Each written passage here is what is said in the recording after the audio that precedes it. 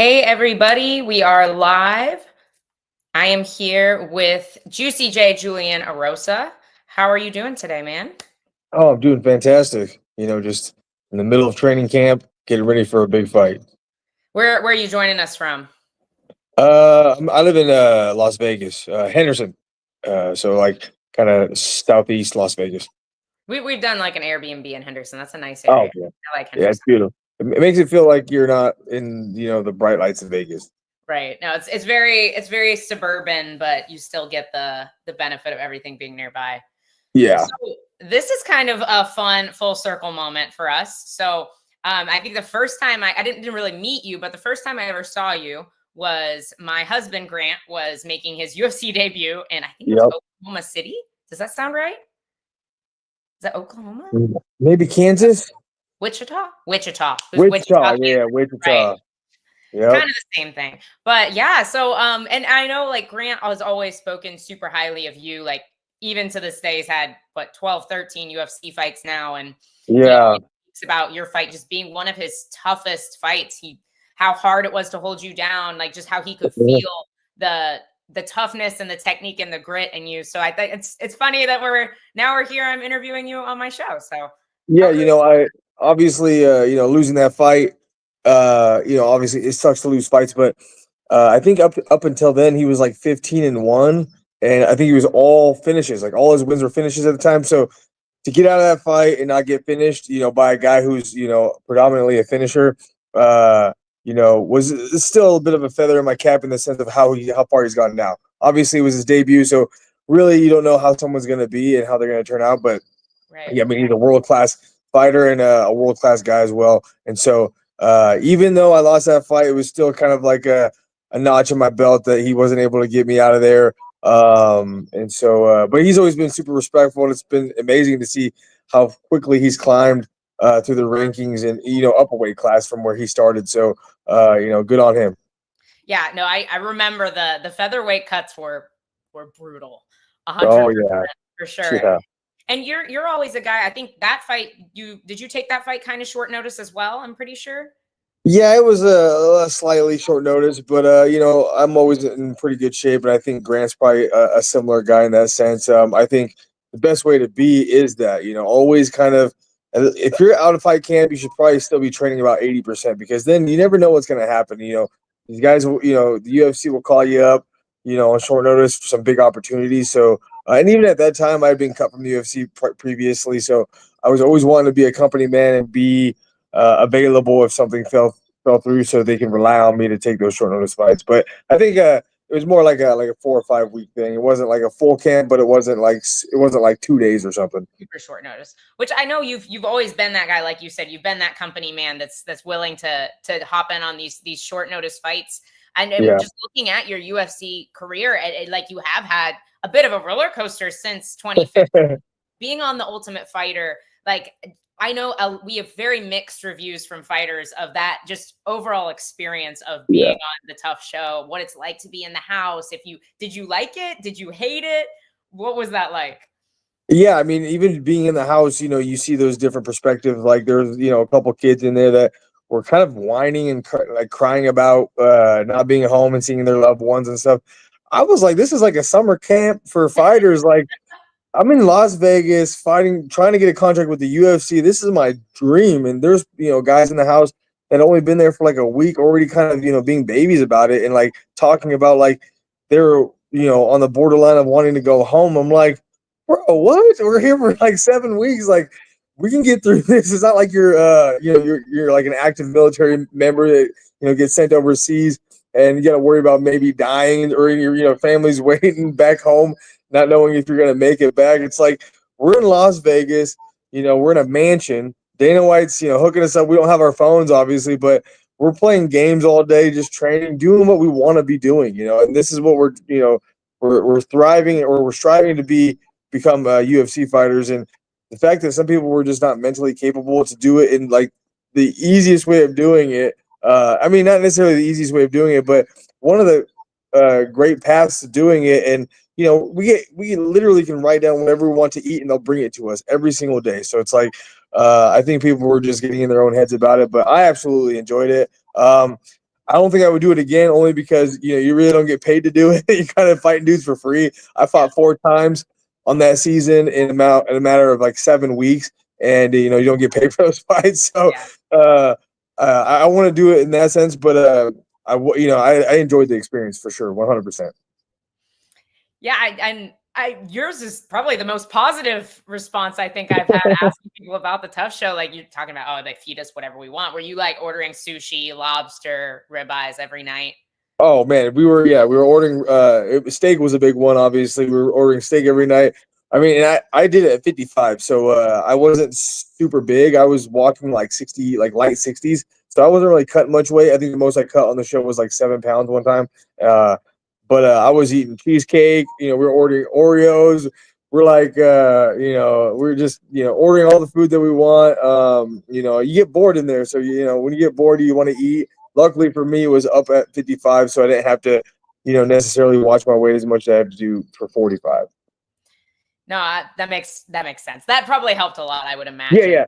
And now that I think about it, like if I had to do it at 45, it probably would have been a lot more miserable. Like 55 was, you got to do it, but I think that's how most people do it. They want to do upper weight class because you got to make weight a bunch, and you don't want to kill yourself every single time.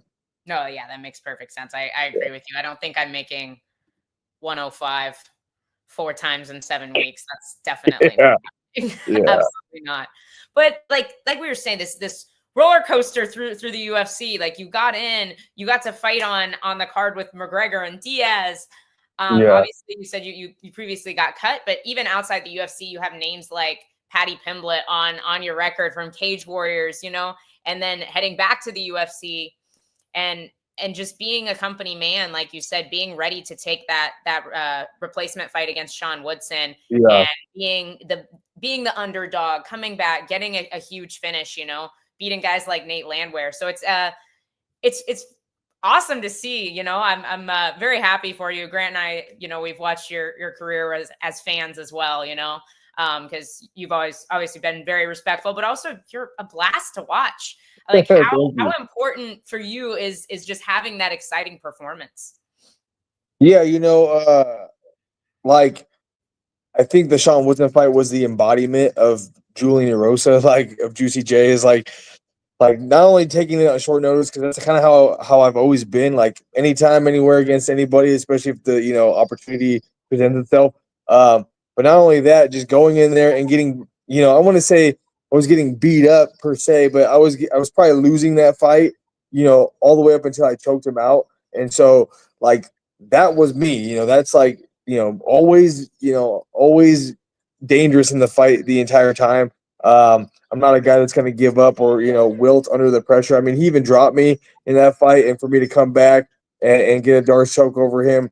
And then, I mean, even, obviously his career from then on out, it's like, I'm still his only loss. So it's always nice to have, guys that you beat or even guys you lose to that are doing fantastic, because it just shows the caliber of fighter you are as well. So obviously anybody that you fight, win, lose, or draw, you want them to go become the champion, really, because if you beat up a bunch of guys and they don't do nothing with their career, then it's like it makes you look a little bit, it doesn't make you look as good. But I mean, Sean Woodson, 3 days notice during COVID, was just riding my bike every day. Had no idea if I was going to get a fight or not, or if I was going to move back home and retire. I mean, that was the second time I'd been cut. I lost 3 fights on my second run in the UFC in a row. It was, Devontae Smith, Grant Dawson, and Julio Arce, and got cut again. I was like, there's no way, being 1-4 in the UFC, cut for a second time, there's no way they're going to want me back. And luckily for me, Jason House and Iridium Sports Agency, they're the best at what they do. And he just told me, hey, stay ready, man. COVID fights are falling out left and right. Stay ready. We'll get you in there. And I just fought on the regional show back at home and got a win after that second cut from the UFC. And just stayed ready, man. I kept my weight as low as I could, and ended up doing a 150 catch weight. Took it on 3 days notice, and was able to rally back in the third round and choke him out. And that was the embodiment of Juicy J. And it was always nice because, like, I felt like I had so many good performances on the regional show that I'm like, man, if I could just get in the UFC, I'm gonna have all these crazy cool performances. had been cut twice and never really been able to showcase what I was able to do in the UFC octagon. But that fight, after that fight, I was like, you know what? I don't care if they cut me again. I don't care if I fight again in life. I had that performance that kind of really showcased who I was. And so that's like, that was like, oh, and then after that, it's been great, as well. So, and it had way more performances to add on top of that. But that fight specifically was like the one that I'll like always, probably be my favorite fight. Absolutely. Yeah. And like you said you didn't care if you got caught again, but now we're 10 fights in, 10 or 10 Yeah. fights behind you now in this third stint in the UFC, heading into probably if we talk about toughness and tough fights, heading into arguably the toughest matchup, in a guy like Darren Elkins, who has made an absolute career off of just being a dog, right? Like, he's the damage, not because he's doing the damage, but because he's doing the damage. So, like, does that excite you to have a guy like Darren Elkins in front of you that isn't going to go away, is going to be gritty and tough? Yeah, I think stylistically, he's one of the easier guys to match yourself up with and kind of game plan towards. But he's the guy I'm taking the most serious because he has that extra skill set that a lot of people don't have, and it's not something that you can just teach. You have heart, have the will and determination in the middle of a fight when you can't, when it feels like you can't breathe anymore, it feels like all your muscles are lethargic, you can't lift your arms, and being able to fight through that, that's what he has. And I feel like that's something I have as well. So I think we match up fantastic for a kind of a banger of a fight. And so I've really taken him as serious as I possibly can. Obviously, your next fight is always going to be the most important. And so for me, a guy like him, I mean, he has countless fights that he's losing the entire fight, almost like me and Sean Woodson, losing the entire fight and then comes back and makes makes it happen. Like Mirsad Bektik was a good one where he was losing 2.5 rounds and then comes back and and takes it from him. And so he's a guy that I'm gonna have to be on my P's and Q's the entire fight and not be willing to let him start to get the momentum going in his direction, and I got to keep that momentum in my direction. But stylistically, I think he's he's hittable. He's gonna be hard to choke. I do have 2 guillotines back to back first round guillotines, but I don't think he's a guy who gets guillotined very often. So I think I'm gonna go ahead and pass on that. And I mean, if it presents itself, it presents itself. But I think you're gonna see me try to defend the takedown and try to keep it standing as much as possible. Love to hear it. Love to hear it. I think this is such an incredible card too. UFC Miami down in South Florida near us. So this card is killer, and it's absolutely riddled with featherweight matchups and exciting fights. You think what are your chances of maybe taking home 50K on a card like this? I always tell people, like, even guys that are like just getting in the UFC, like that will complain about not necessarily getting on pay-per-views and stuff. I'm like, dude, don't worry about pay-per-views, man. Fight nights are the way to go because, like, historically, like, fight nights have less fights, and less, high names on the card too, and and your ability to get bonuses on the fight nights are going to be easier than on the pay-per-views. And so I remember there was a fight, I can't remember who I fought, but the main event was Dan Hooker and Dustin Poirier. So I was like, you know what? I'm not even gonna think about bonuses. It's not gonna happen. Like, there's no way. Fight of the night's already, everybody already knew that was gonna be fight of the night regardless. And so some of those fights you gotta just, or some of those fight cards you gotta kind of give up on thinking you might get a bonus. But and that's how it is too. I mean, even when I first got in the UFC, I was like, oh man, on the regional scene, I'm knocking everybody up, I'm choking everybody, I'm having barn burner fights. Like, I'm gonna get bonuses. And I feel like when you start thinking about that, you take your eyes off the prize, and you got to focus on the game plan. And if you get a bonus, it's a cherry on top, So, and obviously, when you get further down in your career in the UFC, it's like winning your fight is more than the bonus. So don't worry about the bonus. Like, I'm an entertainer for sure, and that's really why I like to fight. And so it's gonna come out. If the fight plays out in any way that it should play out, it's gonna be an entertaining fight. So if I get a bonus, that's great, that's great. But if I don't, that's not necessarily why I'm fighting for. I'm fighting to get the win and take home 2 checks and provide for my family. Of course, yeah. I was gonna say we had a fight night not too long ago where the first 4 early prelim fights, like, They all got bonuses. So love to see that happen. That's life-changing money for those guys. Your big exactly. 50K. So maybe what it'll happen. We're expecting an absolute barn burner between you and Elkins. You spoke about you really wanting to keep it on the feet.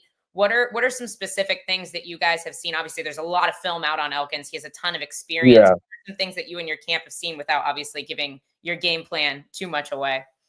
Yeah, I mean, I don't necessarily think anything I say is gonna, differentiate from what he thinks I'm gonna be expecting of him. This will be his 30th UFC fight, so the guy's got tons and tons of experience. This will be my 16th fight, so me and him together have a lot of experience inside and outside of the UFC. Shoot, it's funny because he's 29-11, I'm 30-11, so our records are almost identical.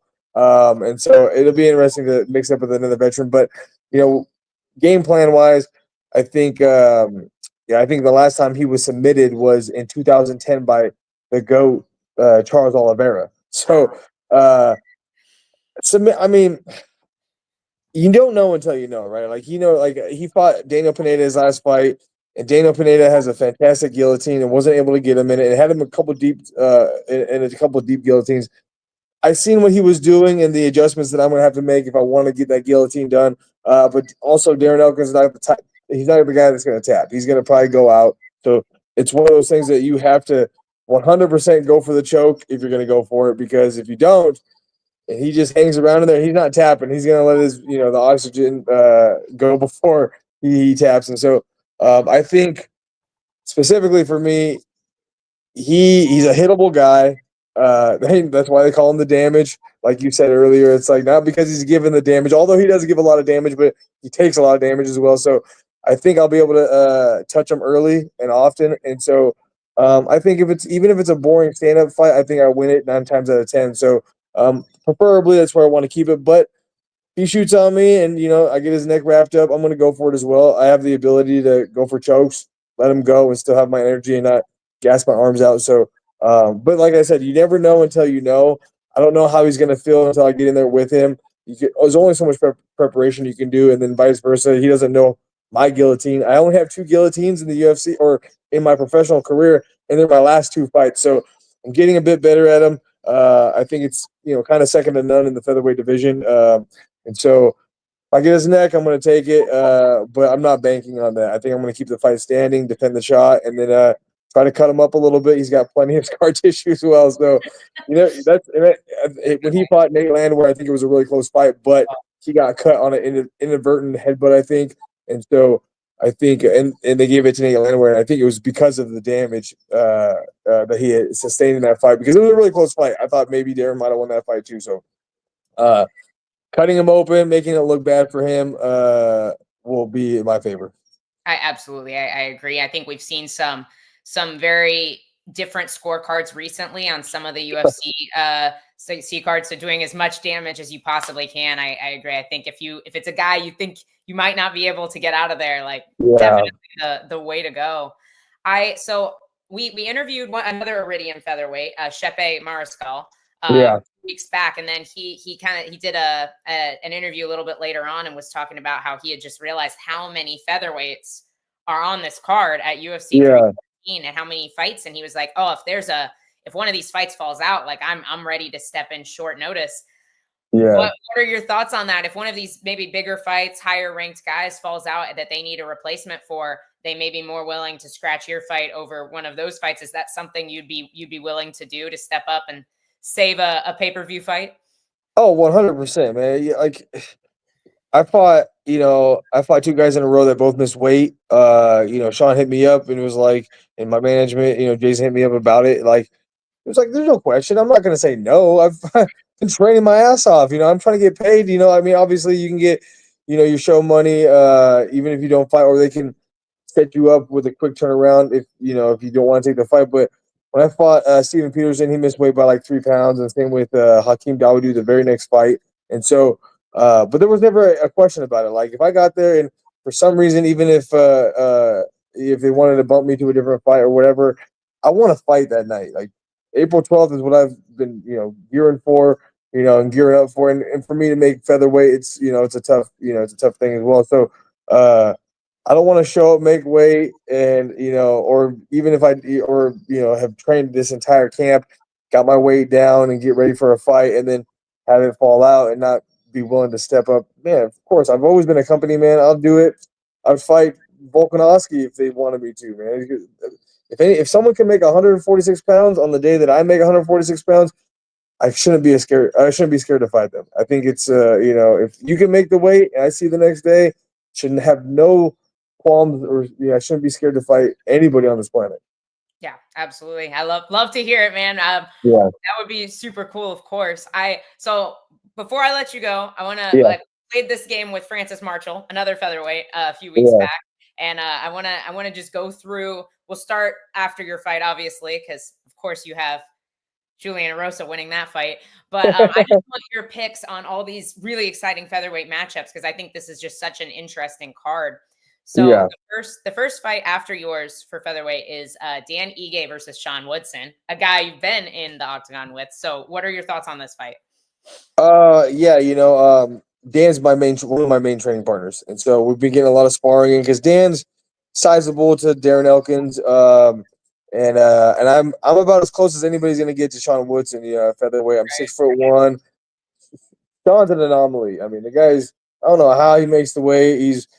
It doesn't make any sense to me, but so we've been helping each other out quite a bit. Obviously, Dan's been my main training partner for a long time, so I obviously have him winning that fight. Dan's one of those guys, man. He lands one shot on your chin, it can be all over, and we've seen Sean Woodson be a little susceptible to that, especially with the Lewis what was it, Lewis Padilla? I think it was. Pena? Was it Pena? No, not Luis Pena. It was a Padilla. I can't remember his name. A long time. Yeah, no, not Fernando. And another guy. He's got power. It's the guy. So No. it's the one. It's the one. It's the one draw that Sean Woodson has on his record.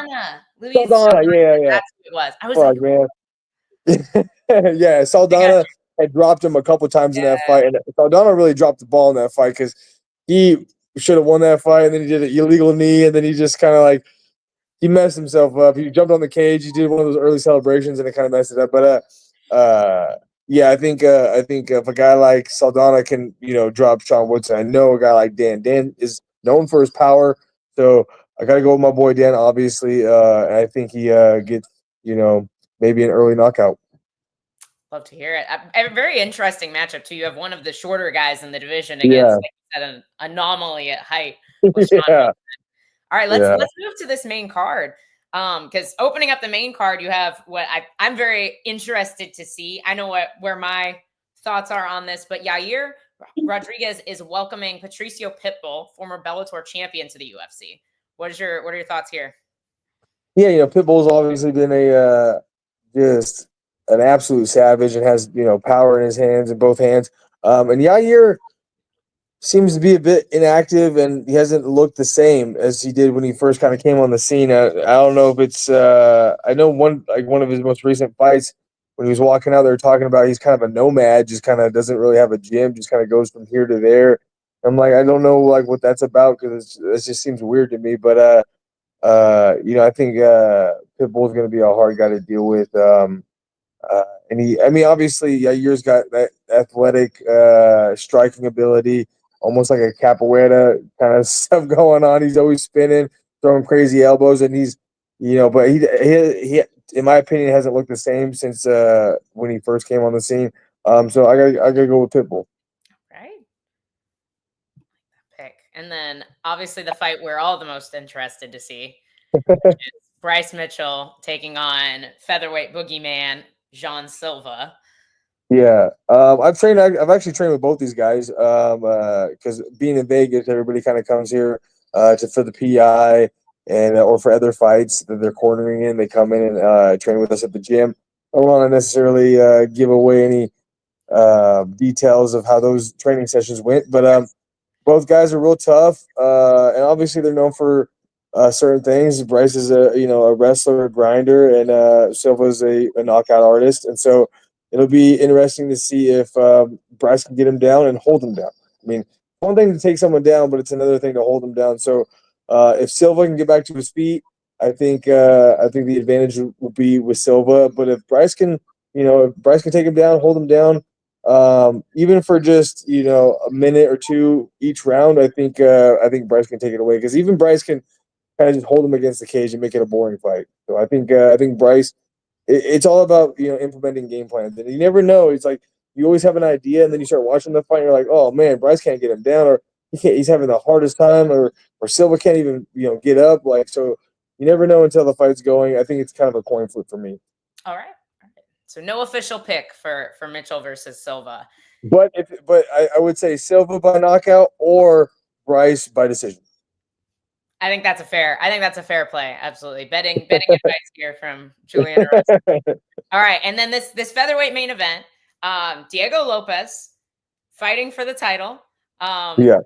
A lot of people think maybe he's getting this shot a little bit too soon. Some people are really ready to see him in this spot.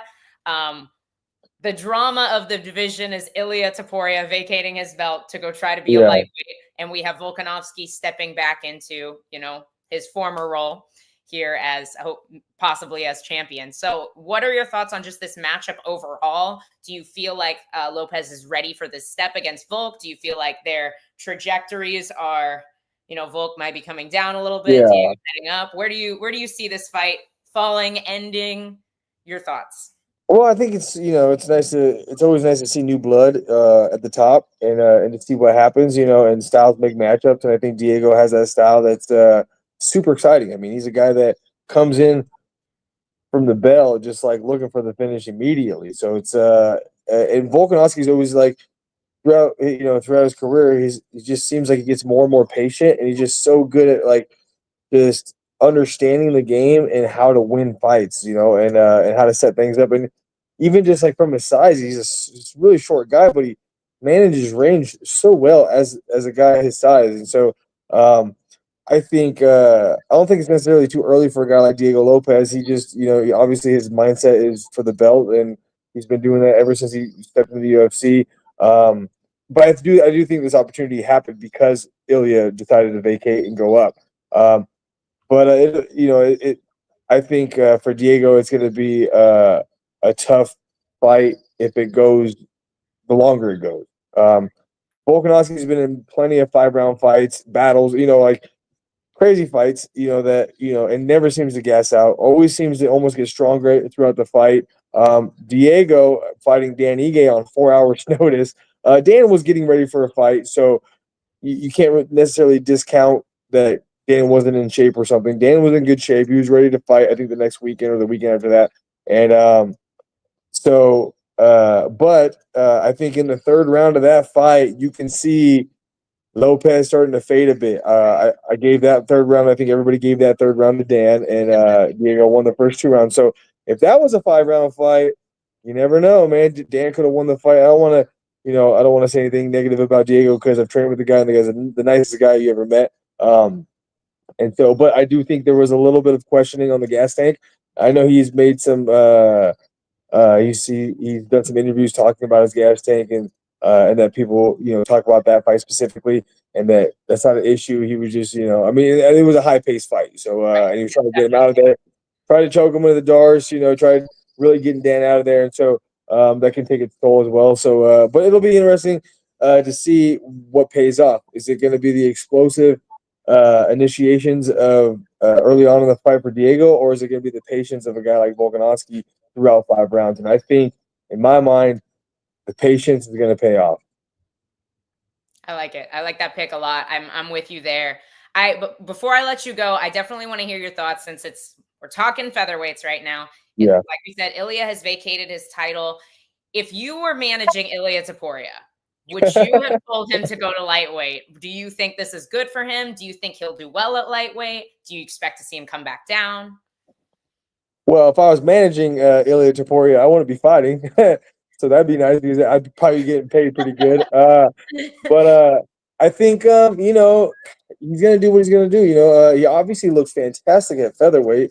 And I honestly thought he was kind of a smaller guy at featherweight, in my opinion.